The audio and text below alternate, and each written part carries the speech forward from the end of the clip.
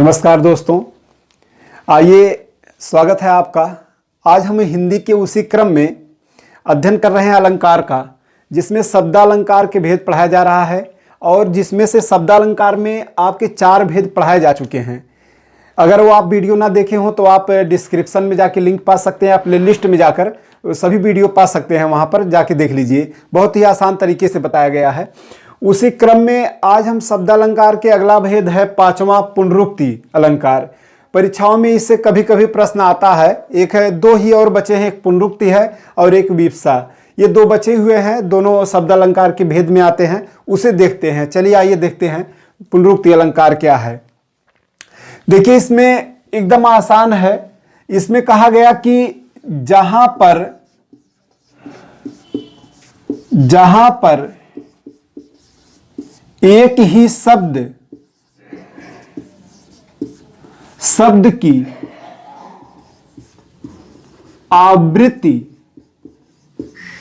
समान अर्थ में हो, समान अर्थ माने वही अर्थ, समान अर्थ में हो, समान अर्थ में हो, समान अर्थ में हो, वहां पे पुनरुक्ति। यहां देखिए शब्द जो लिखा, पुनरुक्ति माने दोहराना, पुनरुक्ति माने दोहराना होता है।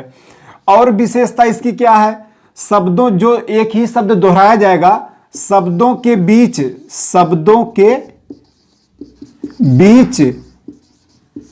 योजक चिन्ह का प्रयोग होता है। योजक चिन्ह का प्रयोग होता है। योजक चिन्ह मतलब इसी प्रकार से प्रयोग रहेगा, जैसे माता पिता के बीच में प्रयोग होता है योजक चिन्ह, वही प्रयोग मिलेगा। सबसे आसान लक्षण यही है कि जिन 2 शब्दों के बीच योजक समान अर्थ में शब्द हों, उनके बीच योजक चिन्ह का प्रयोग हो जाए, वहां पे पुनरुक्ति अलंकार होगा। या और ये परिभाषा, ये पहचान, जहां पर एक ही शब्द की आवृत्ति समान अर्थ में हो, यानी वह अर्थ वही हो, शब्द दोहरा दिए जाएं, वहां पर पुनरुक्ति अलंकार होता है। एकदम आसान। देखिए, जैसे लिखा गया, उदाहरण आप समझ जाएंगे। लिखा गया कि झम झम झम मेघ बरसते, छम छम छम बूंदे गिरती। लिखा गया झम झम झम मेघ बरसते, छम छम छम बूंदे गिरती। तो यहां देखिए पंक्ति में एक शब्द यह है, वही शब्द यहां, वही शब्द यहां, और सबके अर्थ भी समान हैं, लेकिन उनके बीच योजक चिन्ह लगा हुआ है। योजक चिन्ह लगे होने के वजह से एक पहचान ये मिला, योजक चिन्ह। दूसरा पहचान मिला कि समान अर्थ में पुनरावृत्ति हो रही है, तो इसलिए यहाँ कौन सा अलंकार होगा? पुनरुक्ति अलंकार। उसी प्रकार से यहाँ छम छम छम, तो समान अर्थ में शब्द को दोहराया जा रहा है, इसलिए यहाँ पर भी कौन अलंकार होगा?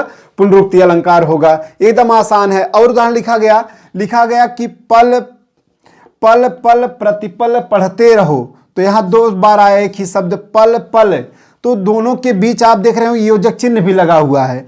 तो यानी इस 2 पहचान, यहाँ आपको दोनों पहचान मिल रहे हैं, इस वजह से यहाँ कौन सा अलंकार है? पुनरुक्ति अलंकार। और कहा गया मंद मंद मुस्कानी रे।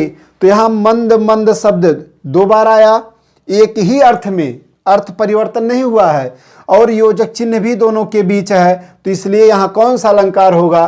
पुनरुक्ति अलंकार होगा।